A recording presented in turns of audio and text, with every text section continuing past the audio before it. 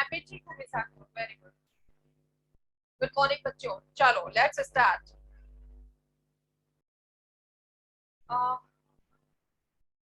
हम क्या पढ़ रहे थे? एक्सेप्टेंस के एसेंशियल एलिमेंट्स कर रहे थे। Four headings we have done, what I feel, है ना? कौन कौन से बताइए, सबसे पहले कौन सा?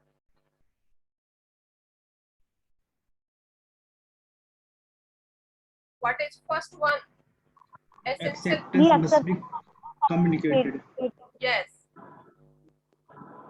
एक्सेप्टेंस जो है वो कम्युनिकेट होनी चाहिए, ये हम पढ़ चुके हैं। और एक्सेप्ट चलिए, मुझे सबसे पहले हेडिंग हेडिंग बताइए, कौन बताएगा? Acceptance must be communicated.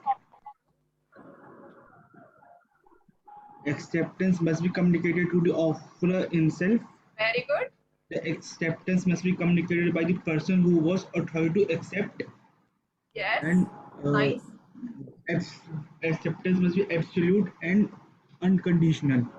Very good. Unqualified, है ना? बहुत बढ़िया। Unqualified. देखो बच्चों, अनक्वालिफाइड और एब्सोल्यूट होने चाहिए, we have discussed it in detail. ठीक है, इसमें अब हम नेक्स्ट हेडिंग करते हैं, that is fifth point.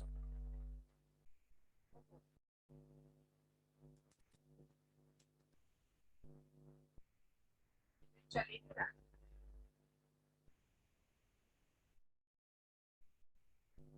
Just wait.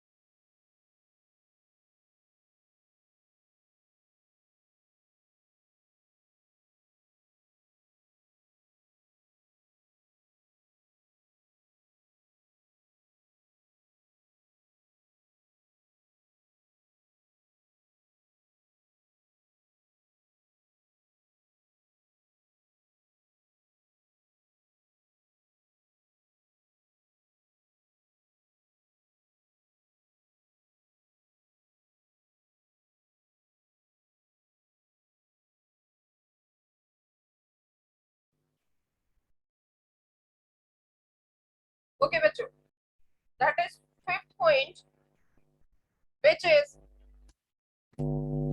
acceptance must be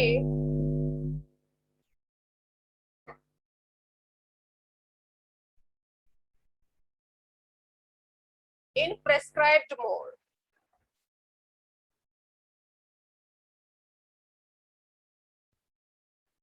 this is the heading कि एक्सेप्टेंस जो है वो प्रेस्क्राइब्ड मोड में होनी चाहिए। यानी कि प्रेस्क्राइब किसके द्वारा? प्रेस्क्राइब किसके द्वारा कहा हुआ? ऑफरर। अगर ऑफरर कह देता है कि जो आपने एक्सेप्टेंस देनी है ना वो मुझे लेटर से देनी है, तो वो उसी मोड में होगी, है ना? इस चीज को बताता है हमारा सेक्शन 2 सेक्शन 7 क्लॉज 2। क्या कहता है कि इफ द ऑफरर प्रिस्क्राइब्स, क्या कहते हैं? If the offerer prescribes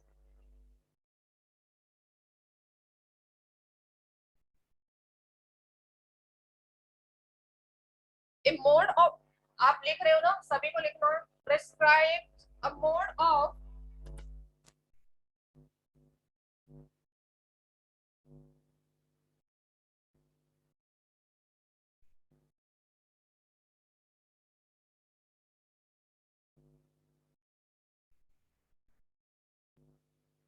a mode for acceptance. साफ नोट्स बनाएंगे बहुत ही। इट शैल बी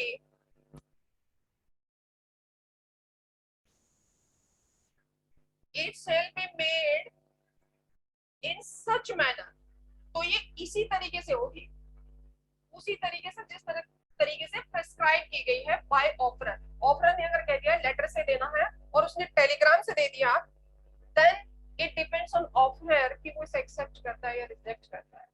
ठीक है, सारा का सारा खेल किसका है, ऑफरर का की एक्सेप्टेंस में है। अगर वो एक्सेप्ट करता है तो कॉन्ट्रैक्ट के फॉर्म में आ जाएंगी चीजें, अगर वो एक्सेप्ट नहीं करता है तो फिर ये रिजेक्ट हो जाएगा। ठीक है, क्योंकि उसने पहले मोड बता दिया था and we have rule about it.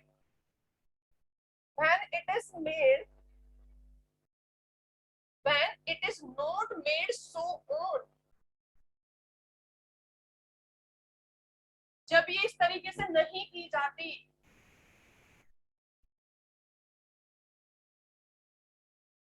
so on, the offerer may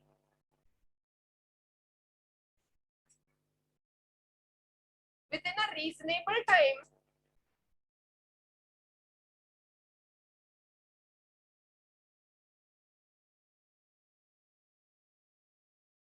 after receipt of such communication, communication कैसे हुआ, लेटर से मांगा था, टेलीग्राम से, insist that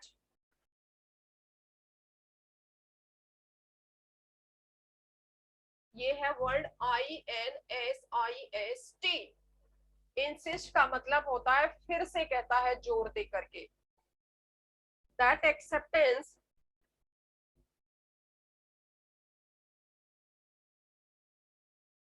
be made in the prescribed manner. एक बार उसने ऐसे नहीं किया तो फिर वो कह रहा है कि भाई नहीं, आप इसको उसी प्रिस्क्राइब्ड मैनर में कीजिए जिस मैनर में मैंने इसको मांगा है। अब if the offeror remains silent, ऐसा भी तो हो सकता है कि ना तो वो इसे रिजेक्ट कर रहा है और ना ही वो इसे एक्सेप्ट कर रहा है, और उसकी रिजेक्शन का और एक्सेप्टेंस का हमें नहीं पता है कि offerer is going to accept through letter, जो लेटर के द्वारा एक्सेप्टेंस भेजी गई है, वी आर नॉट अवेयर, हमें नहीं पता है कि ऑफरर इसे एक्सेप्ट कर रहा है या रिजेक्ट कर रहा है। उस केस में यहां से नए पैराग्राफ में लिखेंगे इफ द ऑफरर, वहां क्या होगा अगर ऑफरर साइलेंट है, if the offeror remains silent, क्या होगा बच्चों, मैंने रूल बताया हुआ है, क्या समझा जाएगा। मैम अभी वो एक्सेप्ट नहीं, हाँ, रिजेक्ट। मैम अभी वो एक्सेप्ट नहीं हुआ कि वो उसकी साइड से एक्सेप्ट हो गया है। यस, ये समझा जाएगा कि वो एक्सेप्ट हो गया।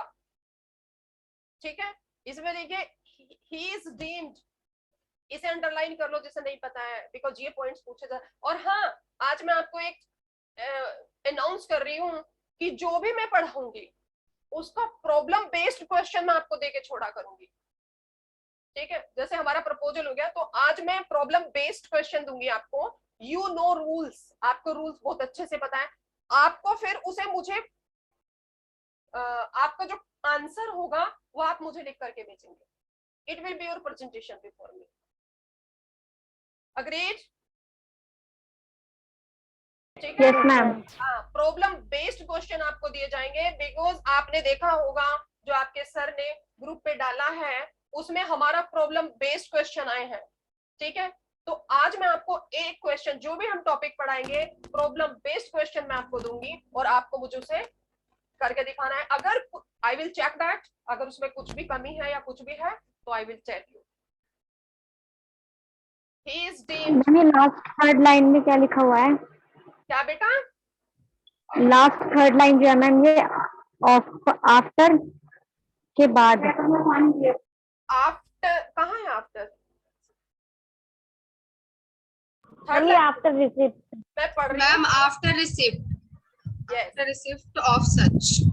After receipt of such communication, comma लगा के लिखेंगे insist that acceptance be made in prescribed manner। लेकिन एक सिचुएशन और उठती है यहाँ पे कि अगर ऑफरर ही साइलेंट है तो क्या होगा, तो he is deemed to have consented की सहमति दे दी, to have consented to the acceptance. इसे अंडरलाइन करेंगे क्योंकि इसका कहीं ना कहीं इंपॉर्टेंट पॉइंट है, इसको अंडरलाइन कीजिए। If the offeror remain silent, what will be the consequence, परिणाम क्या होगा? वो रिजेक्शन समझा जाए या एक्सेप्टेंस समझा जाए? वो एक्सेप्टेंस समझा जाए कि इसने कंसेंट दे दी। ठीक है, अब even if it is not, यहां तक की क्योंकि लेटर के थ्रू आया था, लेकिन वो उसने ये नहीं बोला कि नहीं भाई, इंसिस्ट नहीं किया कि मुझे तो टेलीग्राम से ही भेजिए, वो साइलेंट रहा, तो क्या समझा जाएगा? इट विल बी कंसिडर्ड कि वो जो है उसने कंसेंट दे दी है। ठीक है, भले ही स्वीकृति एक्सेप्टेंस दूसरे तरीके से आया हो, लेटर के थ्रू। कंसेंटेड इवन इफ, देखिए ये word even if this line, it is not in prescribed manner. नहीं थी ना वो प्रेस्क्राइब्ड मैनर में, फिर भी ये लीजिए,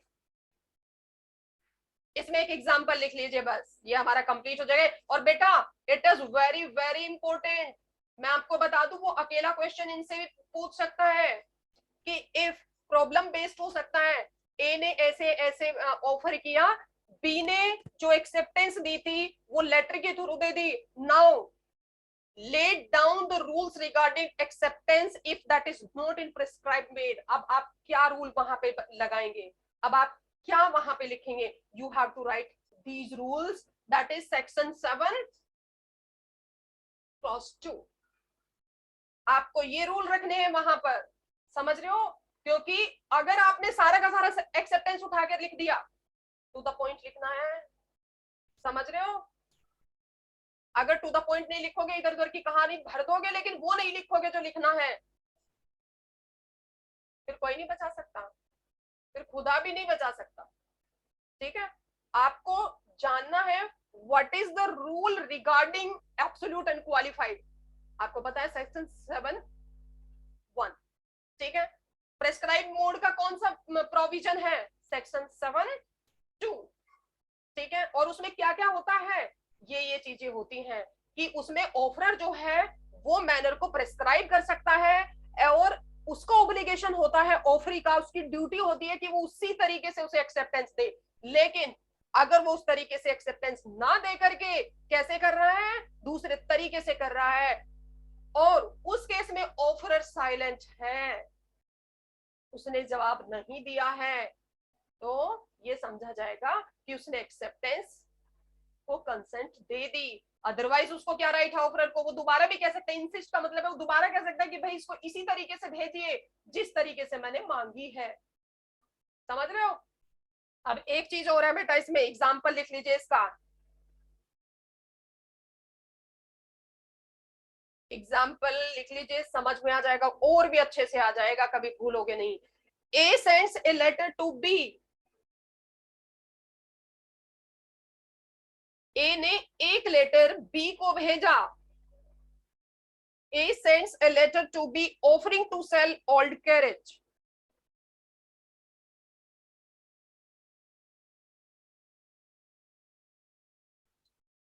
ऑफर ओल्ड ओल्ड है बेटा ये, sorry, old carriage. He asked B, उसने बी को बोला, he asked B to reply by telegram, कि भाई मुझे तो जो जवाब दोगे ना आप टेलीग्राम के थ्रू दीजिए, मुझे लेटर एक्सेप्टेंस, मैं लेटर को एक्सेप्ट नहीं करूंगा। B receiving a telegram, B shall reply only, यहाँ पे क्या रूल है कि बी शैल रिप्लाई ओनली, इसमें रिप्लाई भी है बच्चे, B shall reply only by telegram, not otherwise. यही तो है ना, दूसरे तरीके से नहीं करेगा, ऐसे ही करेंगे। Even if B accepts otherwise,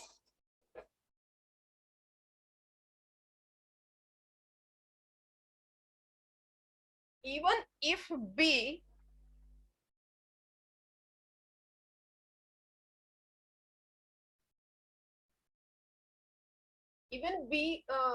sends acceptance, otherwise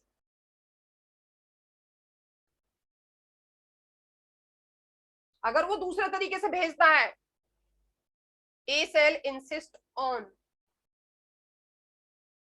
ए क्या करेगा, शेल इंसिस्ट, उसे दबाव डालेगा, उसको फोकसली बोलेगा कि भाई नहीं, insist on receiving A Telegram. किसके थ्रू बोला था उसने, किसके थ्रू बोला था बच्चों, टेलीग्राम के थ्रू। टेलीग्राम के थ्रू बोला था, तो वो टेलीग्राम के थ्रू ही क्या बोलेगा उसको कि भाई इसे ऐसे ही भेज, ऐसे मत भेज। Now if A does not so insist, अगर वो ऐसे दोबारा नहीं बोलता है, अगर उसने ये बोला ही नहीं है, उसने इंसिस्ट ही नहीं किया है, इफ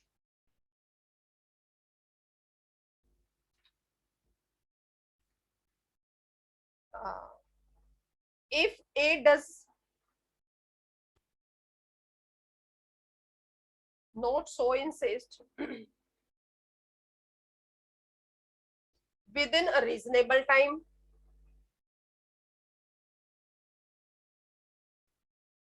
रीजनेबल टाइम में नहीं किया, और रीजनेबल टाइम क्या होता है आप जानते हो, रात के 12 बजे रीजनेबल टाइम नहीं होता है, 2-3 साल बाद रीजनेबल टाइम नहीं होता है, it depends on the facts of the case, he assents reasonable, he assents to B, he assents to B's acceptance, क्या समझा जाएगा कि इसने बी की एक्सेप्टेंस को एक्सेप्ट कर लिया है, इन सच अ मोड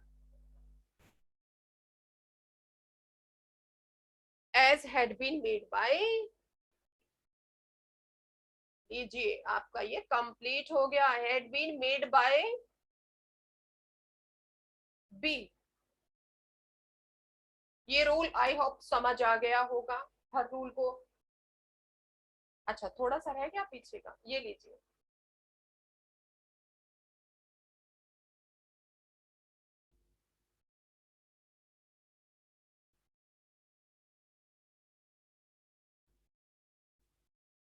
लिखो बेटा, जल्दी लिखो। अब ओके मैम, हो गया। हाँ,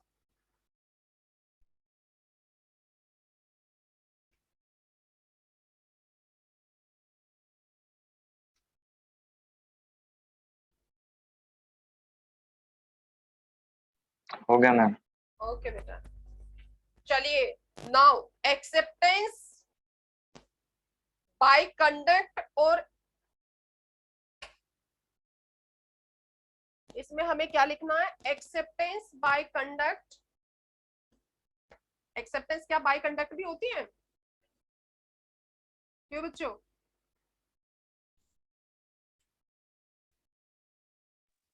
मैम मैम कॉपी थोड़ी मिड में कर दो, सॉरी, ये copy. Yes ma'am. Acceptance must be implied.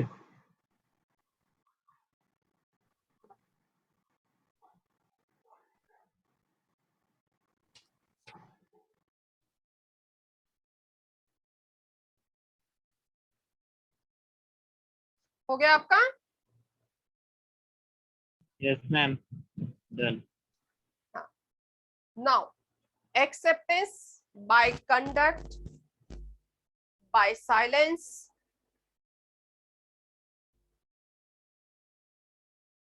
that is 6 point।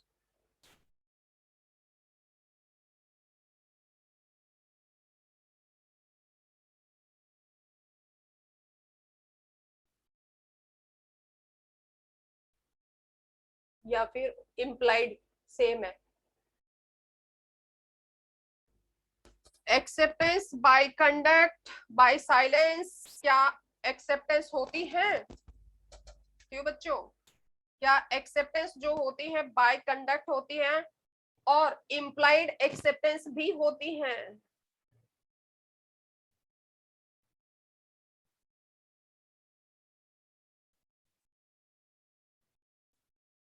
देखिए, जब हमें कंडक्ट से कोई एक्सेप्टेंस देनी होती है, जब हम बाय कंडक्ट हम ना तो वर्बली करते हैं ना ही बाय राइटिंग करते हैं एक्सेप्टेंस, ठीक है, हम एक्सेप्टेंस नहीं दे रहे हैं इस मोड में, हम बाय कंडक्ट एक्सेप्टेंस दे रहे हैं। तो बाय कंडक्ट में ऑफरर ने जो बोला है उसका परफॉर्मेंस हमने शुरू कर दिया है, तो दैट परफॉर्मेंस बाय कंडक्ट वो क्या हो जाएगा, आपके व्यवहार से दिख रहा है कि you have accepted the offer, तो वो कही जाती है एक्सेप्टेंस बाय कंडक्ट, जो कि इम्प्लाइड एक्सेप्टेंस होती है। तो हम इसको कैसे लेते हैं, performance of conditions,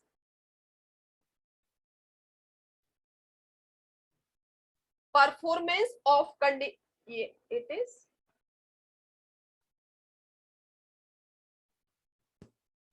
of conditions, जो भी आपने बताई है चीजें of an offer.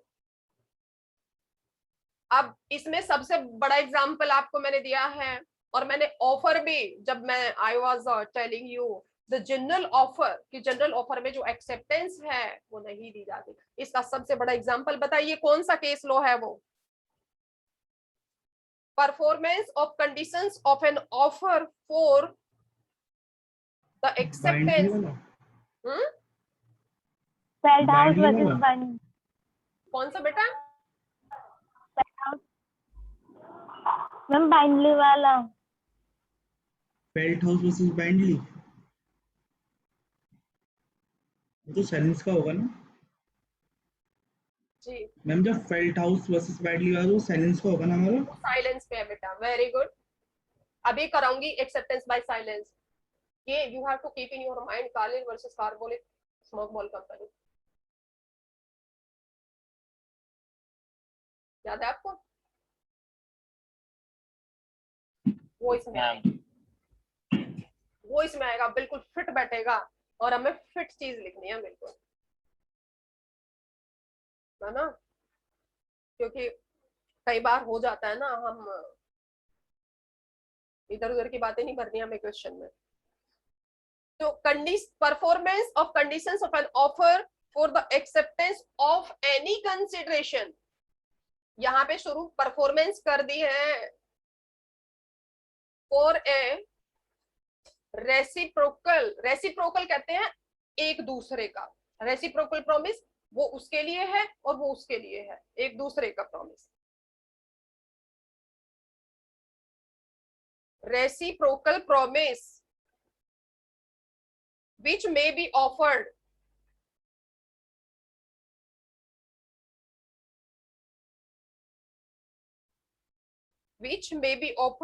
with a proposal, है ना, कंडीशन। जैसे इसमें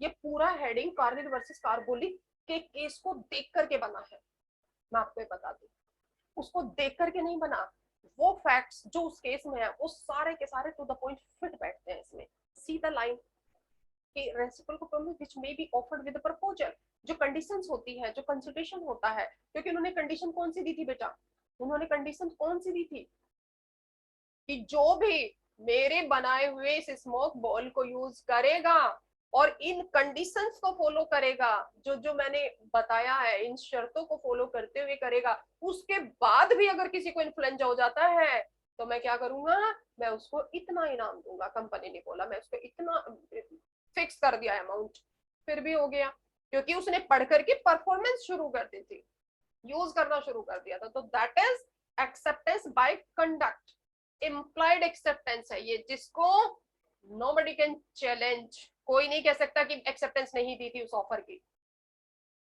है ना, with a proposal is an acceptance of offer,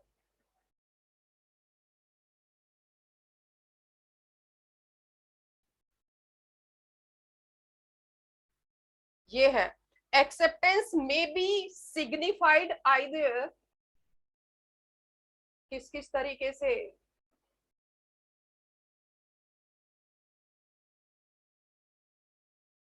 signified either by writing या by word of mouth।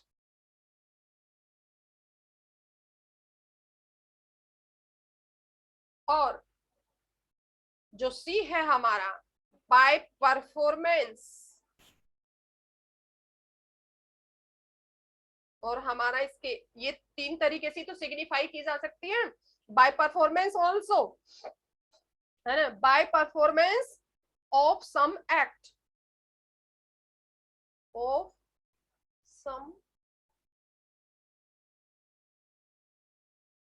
Heading में लिख रहे हैं कार्लिल वर्सेस, मैं वो नहीं करने जा रही हूं, आपको इसमें बताना भी नहीं है सारे फैक्ट, बस ये लिख दो Carlill versus Carbolic Smoke ball.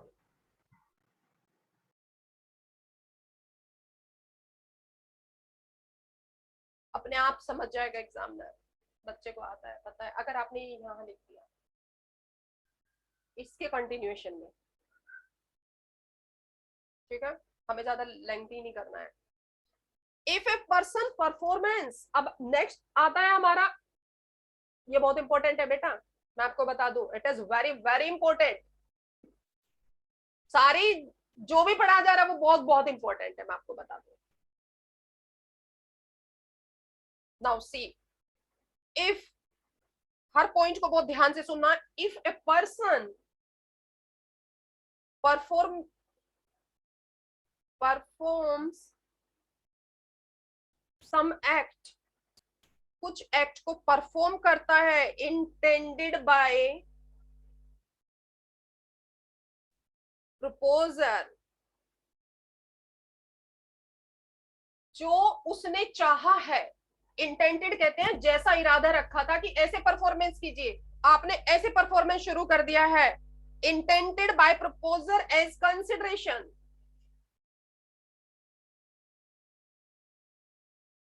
For promise offered by him,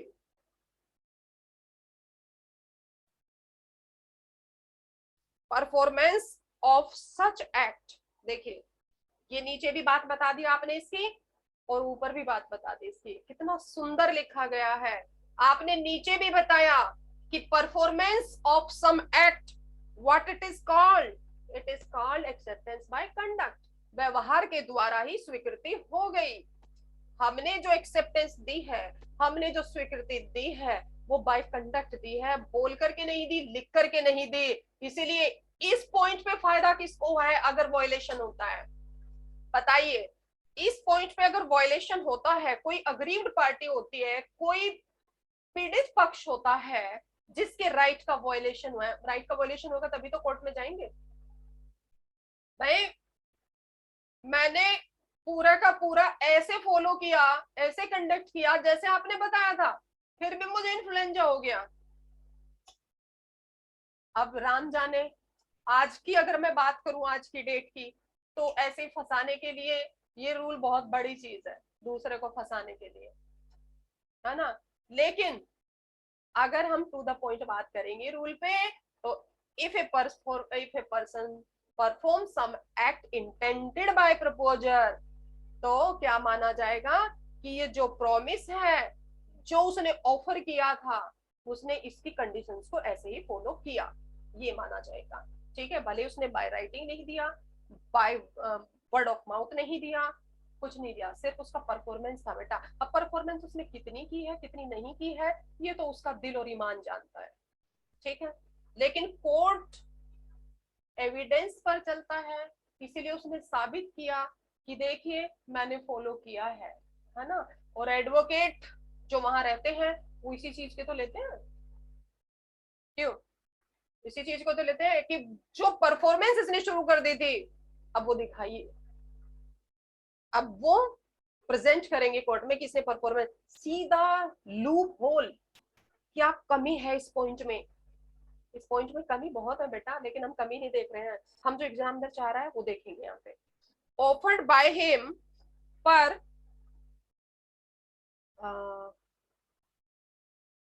performance of such act, ये नीचे लिख दूं,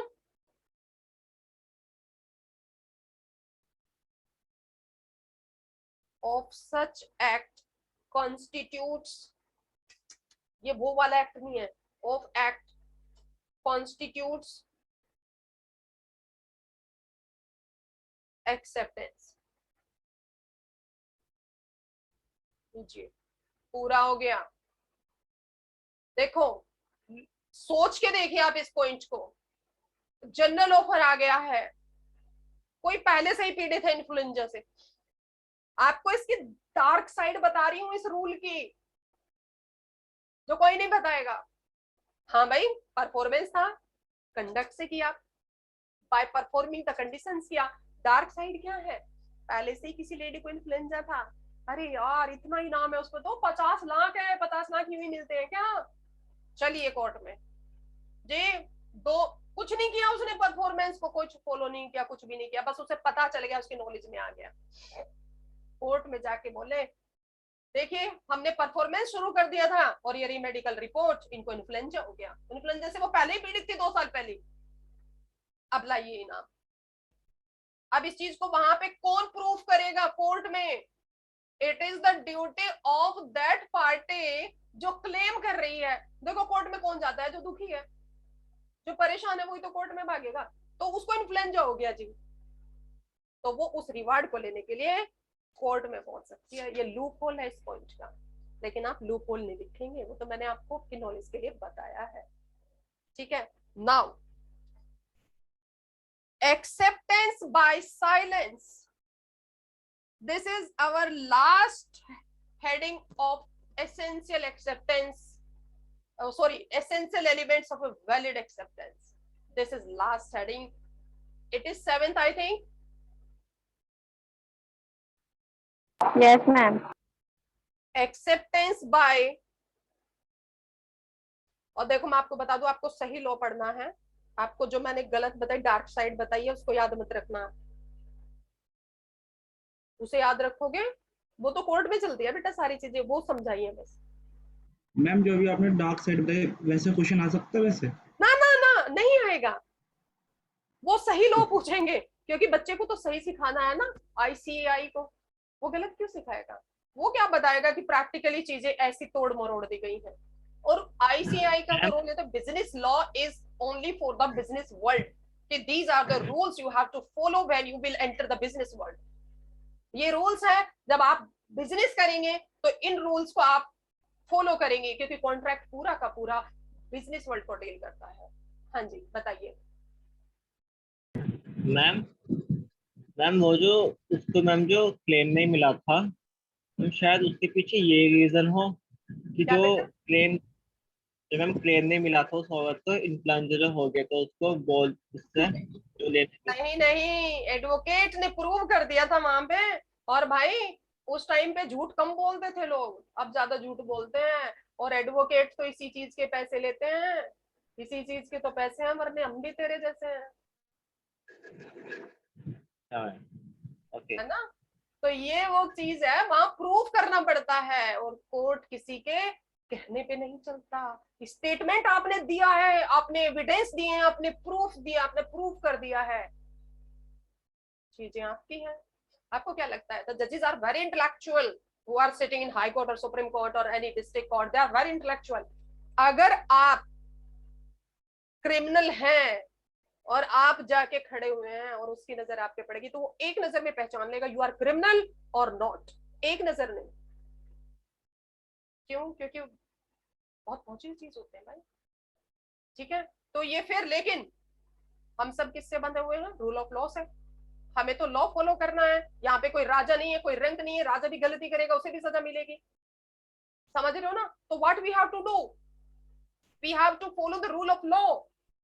यहाँ पे किसी मोदी की गवर्नमेंट नहीं है, किसी उसकी नहीं है, सिर्फ मोदी इज एन एक्टर जो काम कर रहा है। क्या काम कर रहे हैं, फंक्शन कर रहा है गवर्नमेंट का, ठीक है, मेजोरिटी में आया है। अदरवाइज अगर कुछ गलत करेंगे, कोई भी करेगा, whether he is a president और प्राइम मिनिस्टर, सजा तो मिलेगी, because we are governed by rule of law. हम कॉन्स्टिट्यूशन से गवर्न होते हैं बच्चों। चलिए खैर, ये बहुत ज्यादा हो जाएगा। आप ये पढ़िए, आपको समझ आ रहा है? एक्सेप्टेंस बाय साइलेंस का हेडिंग लेते हैं हम। अब जो स्वीकृति है वो चुप रह के दी गई है, अब जो एक्सेप्टेंस है वो बिना बोले दी गई है। देखिए क्या कहते हैं वो, बिना, जब एक्सेप्टेंस होती है बाय साइलेंस, बहुत इंपॉर्टेंट है, बहुत बच्चे कंफ्यूज भी होते हैं, एग्जाम में लिख नहीं पाते which case law will fall.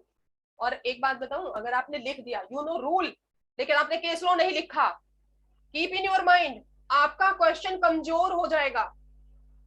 और आपको अपने क्वेश्चन को स्ट्रॉन्ग बनाने के लिए you have to add case laws in your answer and you have to know what is the fit case law for a perfect rule, कि किस ruling को किस केस में अप्लाई किया गया है, आपको ये भी पता होना चाहिए, ऐसे ही नहीं कि भर दिया। ठीक है, तो सी हियर, यहाँ पे देखिए, यहाँ पे क्या होगा, एक्सेप्टेंस है भाई, हमने तो 3 तरीके से एक्सेप्टेंस पढ़ी है, मैम ने 3 तरीके से लिखवाई है ऊपर वाले हेडिंग में। कौन कौन से तरीके से?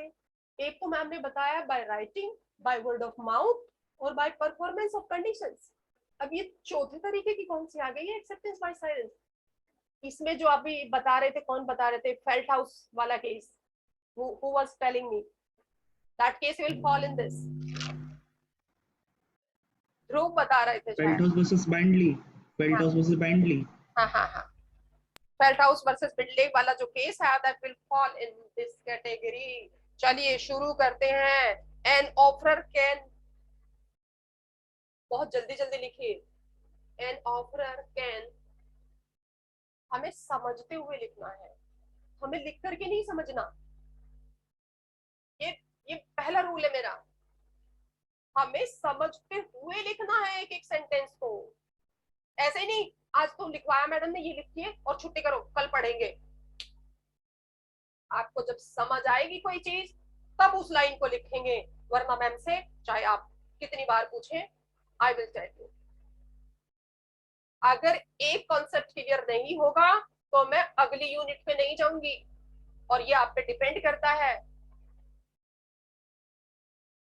हाँ वो भी आएगा मैम, इसमें तो पॉइंट है कि मेरे silence is mere silence is no acceptance. Yes बेटा, अभी करेंगे ना, तो एक्सेप्टेंस बाय साइलेंस होती भी है कि नहीं होती है, यही we have to see here.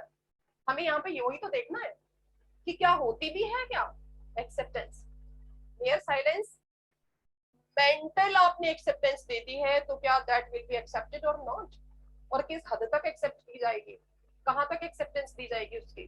चलिए, an offerer can not lay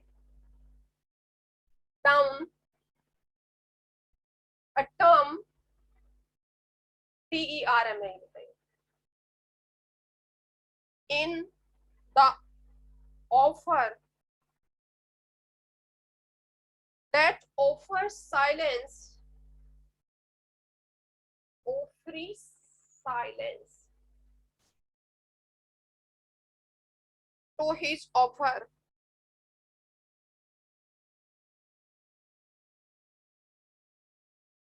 will become acceptance.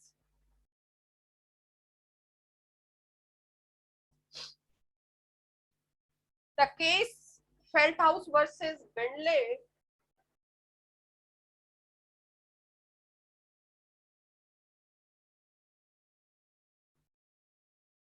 आप जो ये एक बार और बता दो, हाँ मैं बता रही हूँ, लिसन बेटा, हम जब प्रपोजल पढ़ते हैं, जब हम प्रपोजल पढ़ते हैं और फैक्ट्स ऐसे होते हैं किसी केस के कि यस ये तो साफ साफ दिख रहा है भाई, इसकी जो साइलेंस थी, इसकी जो साइलेंस थी और जो शो कर रही थी, कहीं ना कहीं कंडक्ट भी उसमें हल्का सा मिक्स होता है, ठीक है, तो that is accepted, that conduct is accepted, और तब हम कहते हैं acceptance by silence, otherwise mere silence is no acceptance. ये रूल है इसका। फेल्टहाउस वर्सेस बिंडले,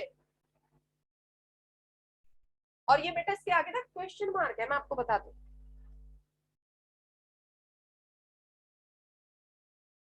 ठीक है, क्वेश्चन मार्क क्यों लगा है? क्या होती है acceptance by silence?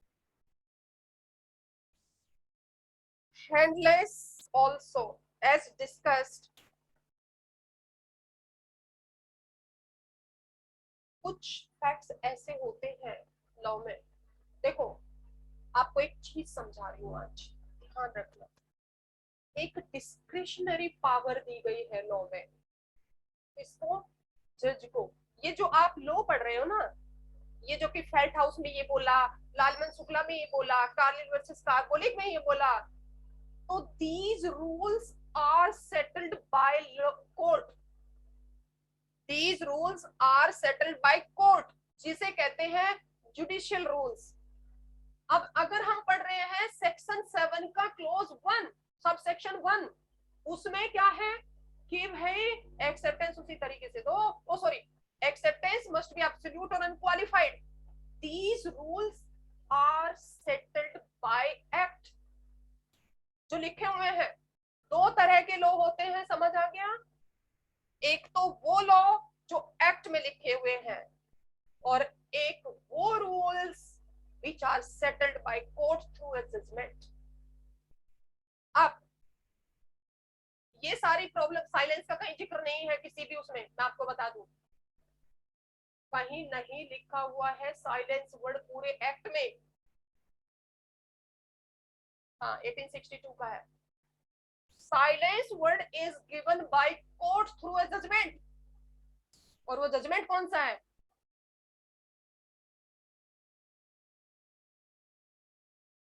That is Felthouse versus Bindley. कुछ लॉ जो है वो सेटल्ड किए गए हैं बाय कोर्ट। दो तरह के लॉ मैंने आपको बताए हैं होते हैं, ठीक है, और फिर उन रूल्स को पढ़ के इंटरप्रेट करके उससे कनेक्ट किया जाता है। हाँ भाई, सही कह रहे हैं कि ये तो कम्युनिकेशन होना तो बहुत जरूरी है, और साइलेंस का तो कम्युनिकेशन ही नहीं होता, तो आप काहे को साइलेंस को एक्सेप्टेंस मान रहे हो? बहुत बड़ा डिस्कशन होता है इन पॉइंट्स पे बेटा। हमें तो लगता है जो चीज हमारे सामने आती है कि यस बहुत बढ़िया बन गई, उसके पीछे की जो कहानी होती है, that is not the result of one day, एक दिन का परिणाम नहीं होती है। And the rules which are settled by court and the law which are mentioned in the act, these are interconnecting with each other, इनकी connectivity है आपस में। That's why we are reading here कि क्या acceptance by silence question mark है, आज भी question mark है। This is also issue of arguments, हमेशा ये मुद्दे का सवाल रहा है ना। चलिए, द केस फेल्टहाउस, यस, और आपको एक और बात बता दूं, mere silence is not acceptance. लिख लीजिए Radha, Kritika, mere silence is no acceptance. लेकिन अब हम पढ़ रहे हैं क्या एक्सेप्टेंस साइलेंस से हो सकती है क्या, वो कौन सी कंडीशन है, और अगर हो सकती है तो किन कंडीशन में, अगर नहीं हो सकती है तो किन कंडीशन में। ठीक है, तो see the case Felthouse versus Bindley, yes 1862 का केस है ये, ध्रुव ने लिखा है, राइट। ठीक है, तो इसमें एज डिस्कस्ड, हम इसको डिस्कस कर चुके हैं। आई am not going into the detail and facts of this case.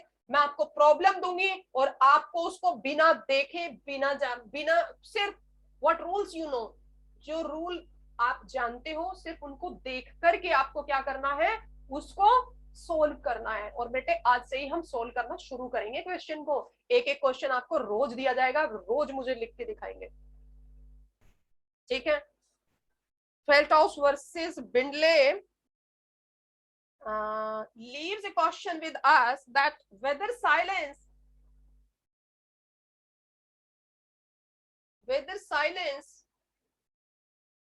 of offering,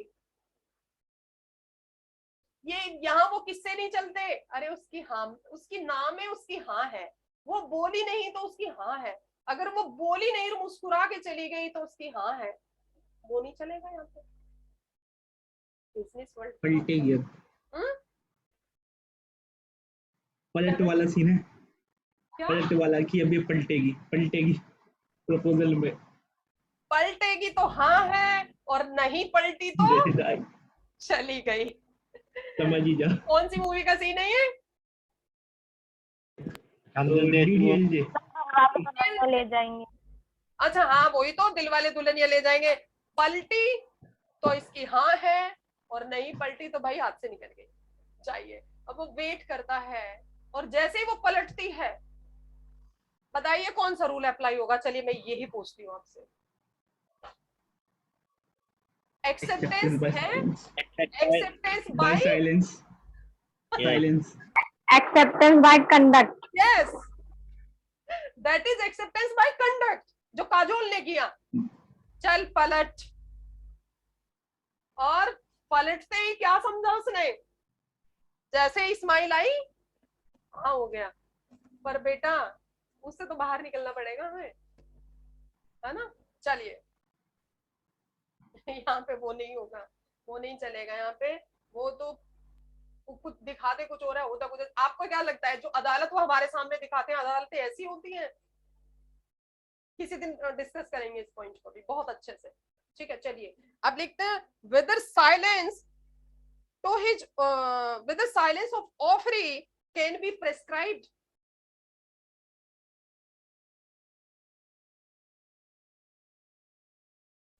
As the mode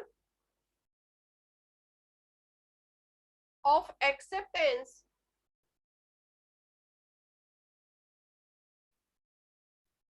this is the question. It is clear, अब लिखिए, बहुत ही solid rule. It is clear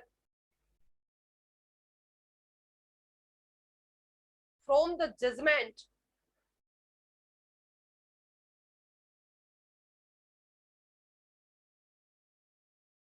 that silence cannot be made a mode of acceptance। कितना सुंदर judgement दिया, कितनी बढ़िया बात बोली है कोर्ट ने। देखिए मतलब सी, हर चीज का हल है उनके पास। बच्चों को बहुत पढ़े लिखे होते हैं, बहुत अच्छे से उनको प्रैक्टिकल होता है। अब इसको अंडरलाइन कीजिए, अगर आपसे कोई पूछेगा तो आप साफ साफ बताएंगे उसको कि भाई फेल्टहाउस वर्सेस बिंडले के जजमेंट से साफ साफ क्लियर होता है कि silence can not be made a mode of acceptance. Because इस सारी बात को आप अंडरलाइन करेंगे, ये बहुत खास बात हम लिख रहे हैं। Because offering can not be compelled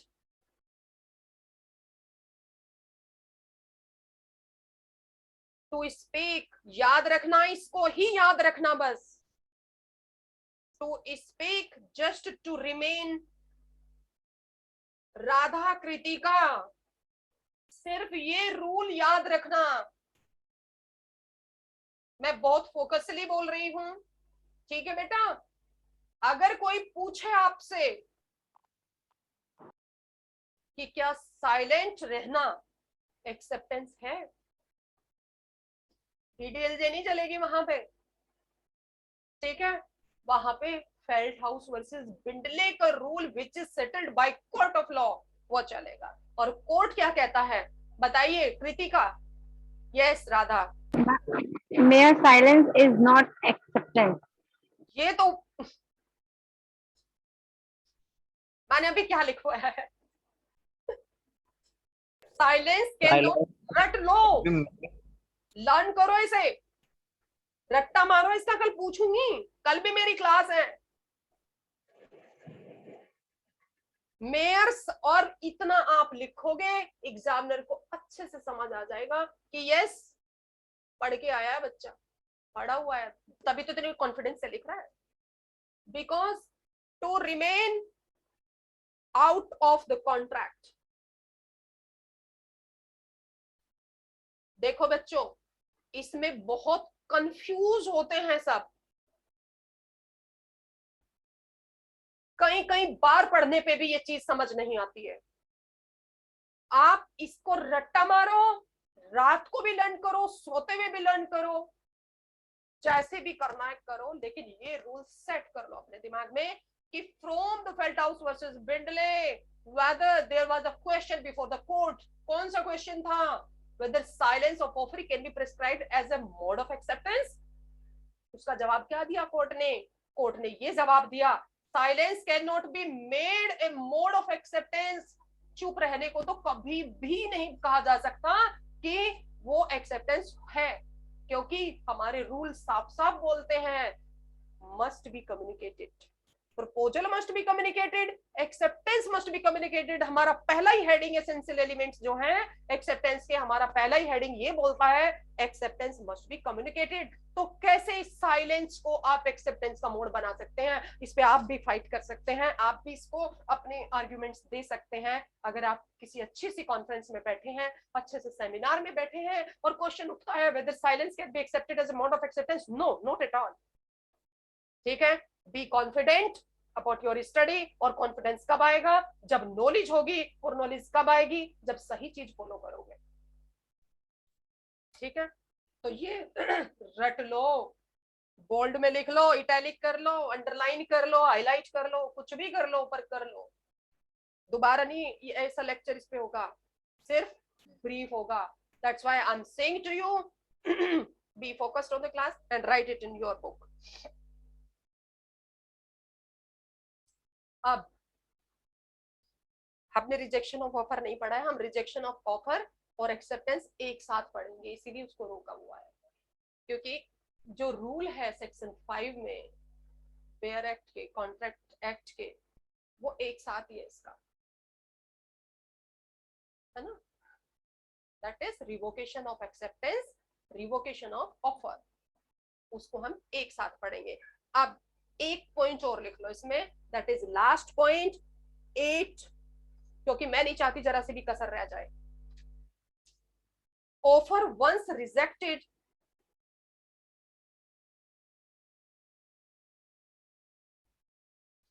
और सॉरी फॉर दैट कि मैं आपको वो नोट्स अभी तक अवेलेबल नहीं करा पाई kinds of offer. Today I will send you, और जो मैंने 3-4 पेजेस छुड़वाए थे आपके, you have to mention there all these kinds of offer, जो मैं आपको समझा चुकी हूँ। अगर कुछ समझ नहीं आता है, I am here. Offer once rejected can not be accepted.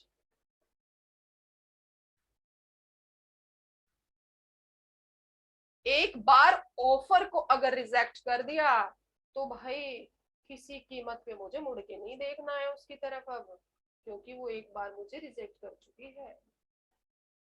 मेरा रूल है, मेरा उसूल है ना। अब देखिए इसमें लिखिए, फटाफट लिखिए, रिजेक्शन ऑफ एन ऑफर।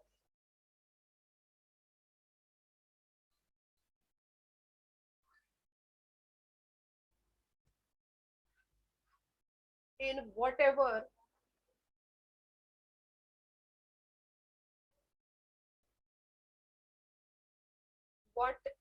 इसे ही लिख दूं, whatever rejection of offer in whatever manner brings an end to offer,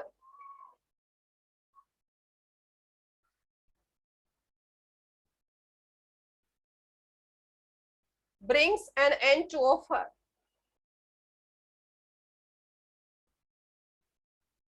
ठीक है, ये कहता है आफ्टर द रिजेक्शन। अब ये है नोट करने वाली बात, after the rejection it can not be accepted. किसी भी सूरत में, एक एक शब्द को ध्यान से सुनो मेरे भी, मैं क्या कह रही हूं, मैं वो लो बता रही हूं जो लिखा हुआ है। एक बार ऑफर को रिजेक्ट कर दिया है, that will not be accepted.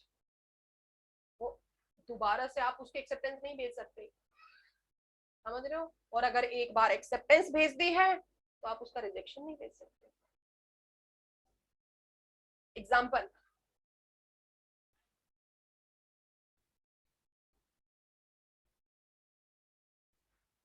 G makes an offer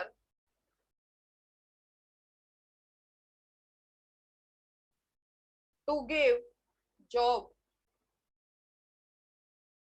to H, single inverted comma में कर लो, at ₹7,000 per month salary. H says no. चढ़ गया होगा। एक बात तो समझ नहीं आती जॉब की, फिर जब ज्यादा जरूरत होती है तो कहते हैं हाँ हाँ हाँ, एक बार तो ना करते थे फिर कहते हैं हाँ हाँ हाँ, तो मैं कहता हूँ no I want.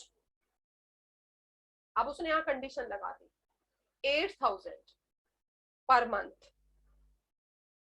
Ji refuses, जी ने रिफ्यूज कर दिया। एच सेज ऑल राइट, कहता है ठीक है, all right, I will work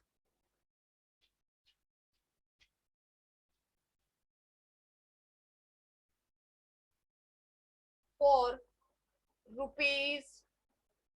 ₹7,000। अब जी कहता है नो, जी ने बोला no, G says no, I am not interested in you now.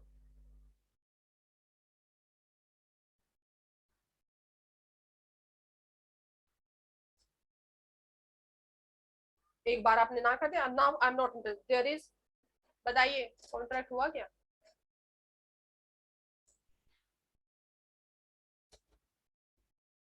बहुत इजी क्वेश्चन है, बहुत बार आपको पढ़ा चुकी हूँ। This is the problem before you now, tell me there is a contract और not? No ma'am. No. No ma'am. क्यों बेटा, No. रीजन दीजिए। मैम वो इंटरेस्टेड ही नहीं है, I am not interested in you. Ma'am एक बात, एक्सेप्टेंस ही नहीं हुआ। यस, एक्सेप्टेंस नहीं हुआ, क्योंकि जब ऑफर मिला था तब वो काउंटर ऑफर हो गया था। This is the basic of this problem. अगर आपको मैं बोल दूं ये प्रॉब्लम देके कि चलिए describe this problem with the rules of proposal and acceptance, क्या लिखेंगे आप? कुछ कुछ लिख के भेजोगे मुझे? पहले ध्यान से पढ़ना है, फिर उसको राइट डाउन करना है। और आज मैं एक प्रॉब्लम देके जाऊंगी आपको, उस प्रॉब्लम को सॉल्व करके यू आप मुझे पर्सनली भेजे या जो ग्रुप है उस पे भेजे या मेल कर दे, मेरी मेल नोट डाउन कर लो, ईमेल कैसे भी करके भेजो। I will check the answer of each student interested in you. तो देयर इज नो कॉन्ट्रैक्ट बेटा, ध्यान से सुन लो। आपने अपने सर के भेजे हुए जो क्वेश्चन पेपर है, क्या उनको खोल के देखा है किसी ने? जन्नत, यस मैम। जी मैम। कैसे किस तरह के क्वेश्चन है?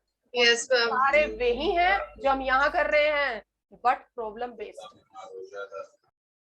Yes ma'am. हाँ, तो हमें प्रॉब्लम बेस्ड को प्रैक्टिस करना है और रूल्स को भी प्रैक्टिस करना है, क्योंकि उसमें एक चीज और दी गई है, डिफाइन एक्सेप्टेंस, जो मैंने पेपर देखे हैं लास्ट ईयर्स के, प्रीवियस ईयर्स के, ठीक है?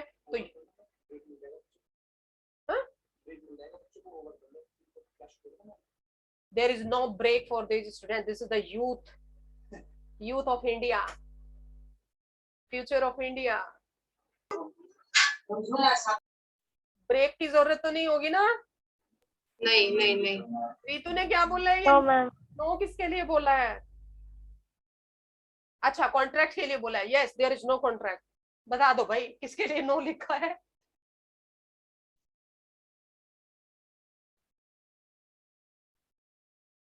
There is no contract between G and, ये प्रॉब्लम ऐसी है, अपने दिमाग में बिठा लो इनको, क्योंकि हमें वो फॉलो नहीं करना जो नहीं आता, हमें वो फॉलो करना है जो एग्जाम में आता है। तभी हमारा टारगेट जो हमने फिक्स किया हुआ है उसको हम मीट आउट करेंगे, ठीक है? और हम अपने टारगेट को कैसे मीट आउट करेंगे? जब हम एक राइट डायरेक्शन में पढ़ेंगे।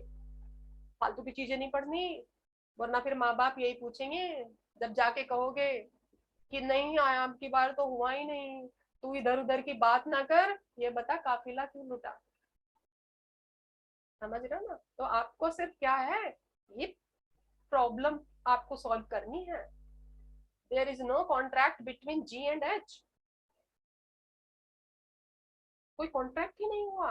और बहुत बढ़िया बात बोली है राधा और कृतिका ने जो अभी बताया है कि यस काउंटर ऑफर है, और सी कैसे कैच किया चीजों को, बिकॉज फोकस है। इसी तरह सभी बच्चों को सबका रिस्पॉन्स चाहिए मुझे, है ना? क्योंकि काउंटर ऑफर होते ही क्या बोला है, जो ओरिजिनल ऑफर होता है उसका रिजेक्शन हो जाता है, वो धराशायी हो जाता है, बिकॉज जीस इनिशियल्स लिखवाई देती हूँ चलो, वरना तो। और आप G's initial came to an end with its rejection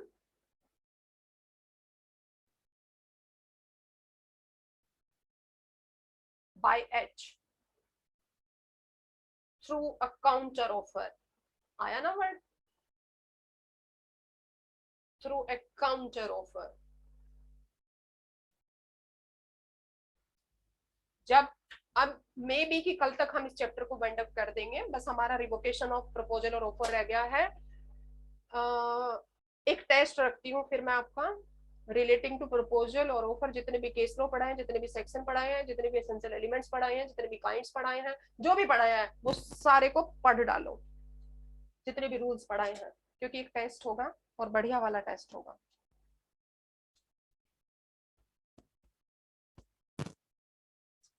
चलिए प्रॉब्लम लिखिए जो मैं आपको दे रही हूँ कल के लिए, जो आपको सॉल्व करनी है।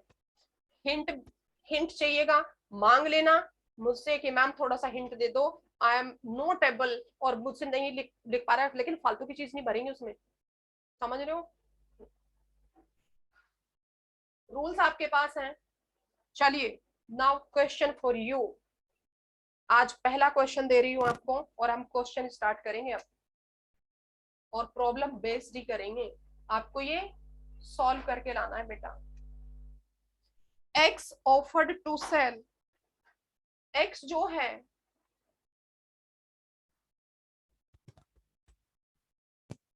offered to sell what, his land to N,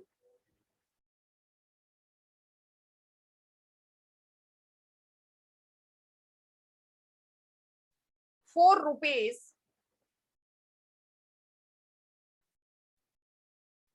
1 lakh,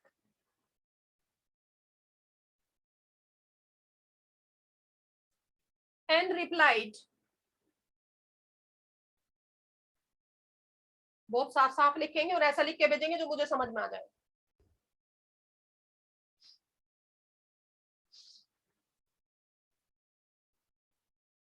And replied, purporting to acceptance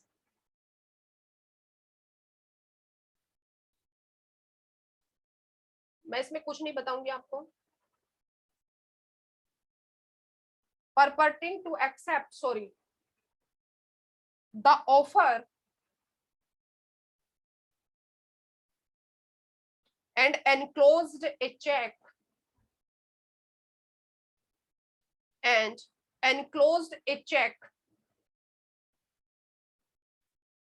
₹4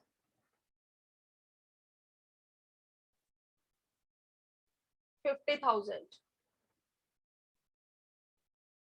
ये देख लेना, ₹4 50,000। He also promised to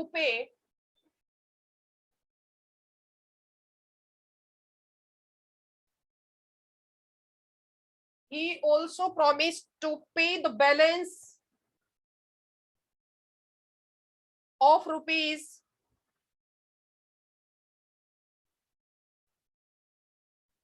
50, कितने बचे, अब कितने बच गए, 50,000 in monthly installment।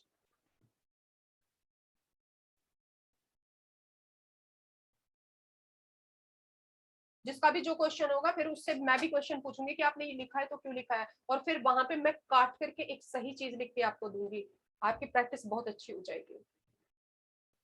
Monthly instalment में whether there is valid contract. अब बताइए वेदर देयर इज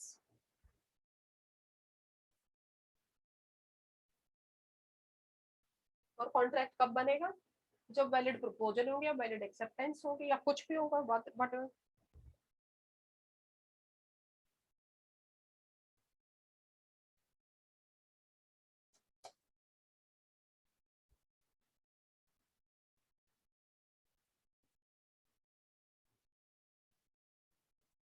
आपको ये भी बता दूं, जितना भी आज पढ़ाया है ये प्रॉब्लम उसी में से है। ये हिंट भी मैंने दे दिया, प्रपोजल पे नहीं जाएंगे आप, एक्सेप्टेंस से रिलेटेड है, ये हिंट मैंने दे दिया।